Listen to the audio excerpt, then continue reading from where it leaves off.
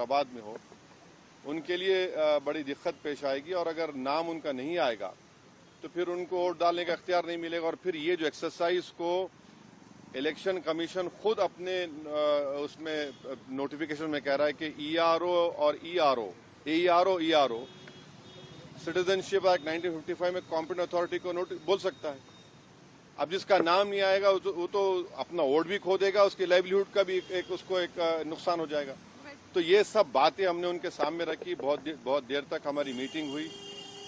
उन्होंने अपनी बात को कहा, उन्होंने भी बताया हमको। अब ये हमारी आज की मीटिंग की ये वो माने मोटा मोटा ये जो हुआ।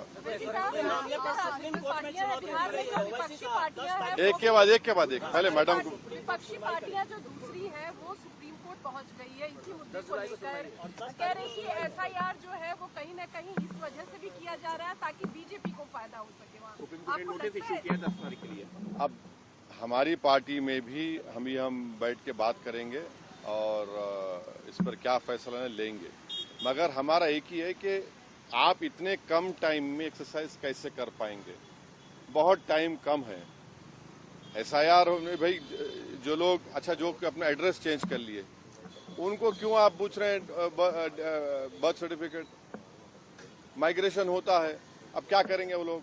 मैं हैदराबाद में बैठा हूँ, तेलंगाना के मुख्तलिफ गाँव से हर मेरे ऑफिस को कभी 10 लोग कभी 20 लोग बिहार के आते कि हम यहाँ पर लेबर हैं, बताओ हम क्या करना चाहिए।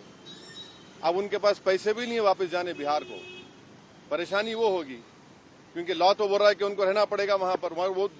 वो गए इसलिए कि बिहार में कुछ है ही नहीं, कोई सरकार ने उनका रोजगार का इंतजाम किया ही नहीं, तो मजबूरी उनकी है, बाहर बैठे हैं। तो ये सब प्रॉब्लम्स हमने ईसीआई के सामने रखे। हमने कहा इसका तो आप सोल्यूशन निकालिए।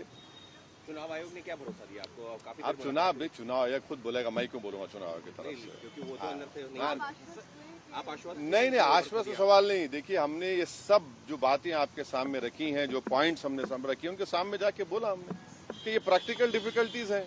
कैसा आप एक महीने के अंदर कैसा करेंगे। तो उन्होंने कहा कि नहीं हम लोग बीएलओस को रखे हैं, वॉलंटियर्स को रखे हैं।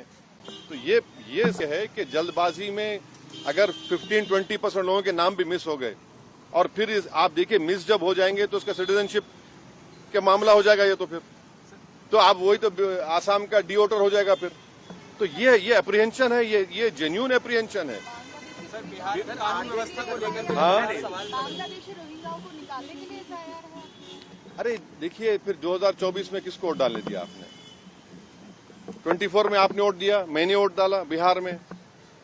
हमारा देखिए एक सिनारियो विजुअलाइज करिए आप लोग। अगर कोई लोकसभा के चुनाव में 20,000 वोट से हार गया कोई, और अभी एसआईआर के बाद उसी के पार्लियामेंट सांसद में 20,000 कम हो गए, तो फिर वो क्या करेगा बेचारा? उसको राइट मिलना चाहिए। राइट तो रिकॉल तो हमारे पास नहीं है। तो इसीलिए हम कह रहे हैं हम एसआईआर के खिलाफ नहीं, आप टाइम दीजिए ना। विपक्ष